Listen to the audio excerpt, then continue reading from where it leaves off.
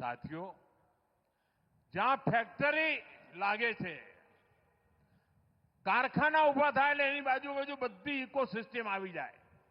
નાના ચીજો બનાવવા માટેના કારખાના લાગી જાય અને એના કારણે રોજગારના અવસરો મારા જવાનિયાઓને અહીંયા જ રોજગારના અવસરો મળે એના માટેનું કામ હું કરી રહ્યો છું. દાહોદના રેલ કારખાના, આ કારખાનું દુનિયાનું અને હિન્દુસ્તાનનું એવું કારખાનું બનશે, ખાસ કરીને ભારત માટે આ દાહોદ એક યાદગાર કારખાનું છે દોસ્તો. ખાલી આ લોકોમોટિવનું જેવું નહીં. પહેલા તો તમને ખબર છે ત્યાં આગળ લગભગ બધું ખતમ થઈ ગયું હતું.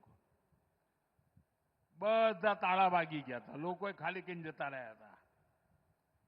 મારી નજર સામે મેં આ દાહોદના પરેલને મરતું જોયું છે અને મેં મારી નજર સામે એને આજે જાનદાર શાનદાર બન્યું. આ તમારા પ્રેમ અને આશીર્વાદના કારણે અને હવે 9,000 હોર્સ પાવર 9,000 હોર્સ પાવર આનો લોકોમોટિવ. હિન્દુસ્તાનમાં કોઈ પણ પૂછે ક્યાં, તો જવાબ આવે દાહોદ. અહીં બનવાવાળા લોકોમોટિવ ભારતની પાવર અને કેપેસિટી બંને વધારનારા બનનાર છે. અને અહીં બનનારો દરેક લોકોમોટિવ ક્યાંય પણ જાય ખાલી એના પૈડા જશે એવું નહીં, એની જોડે જોડે મારા દાહોદનું નામ પણ પહોંચવાનું છે. દાહોદ બધે જ હવે પહોંચવાનું છે. આવનારા સમયમાં અહીંયા સેંકડો લોકોમોટિવ બનશે. થોડો સમય પછી એવો દિવસ આવશે કે 2 દિવસમાં એક લોકોમોટિવ તૈયાર થશે. તમે વિચાર કરો કેટલું મોટું કામ, 2 દિવસમાં એક. આવડા મોટા લોકોમોટિવ.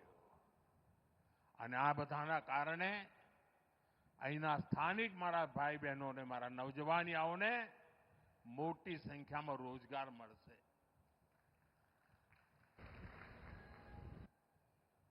આ ફેક્ટરીથી આજુબાજુમાં પણ અનેક સ્પેર પાર્ટ બનાવવાના કામ, નાના લઘુ ઉદ્યોગો, એનું પણ આખી જાળ ઊભી થશે.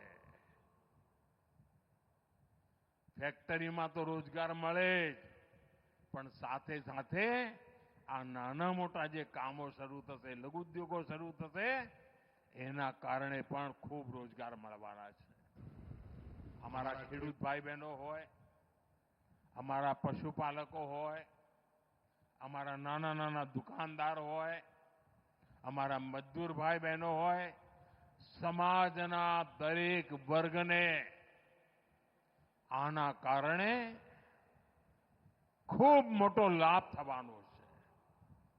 સાથીઓ, આજે ગુજરાતે શિક્ષણ ક્ષેત્રે, આઈટી સેક્ટરમાં, સેમિકન્ડક્ટર સેક્ટરમાં, ટુરિઝમ સેક્ટરમાં, આજે કોઈ પણ એવું ક્ષેત્રનું નામ લો, આપણા ગુજરાતનો તિરંગો ઊંચો દેખાય.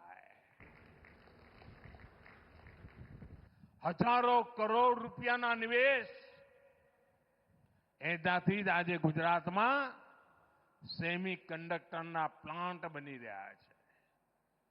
આના બધા પ્રયાસોના પરિણામે ગુજરાતના લાખો નવજવાનો માટે રોજગારના નવા અવસરો ઉભા થઈ રહ્યા છે.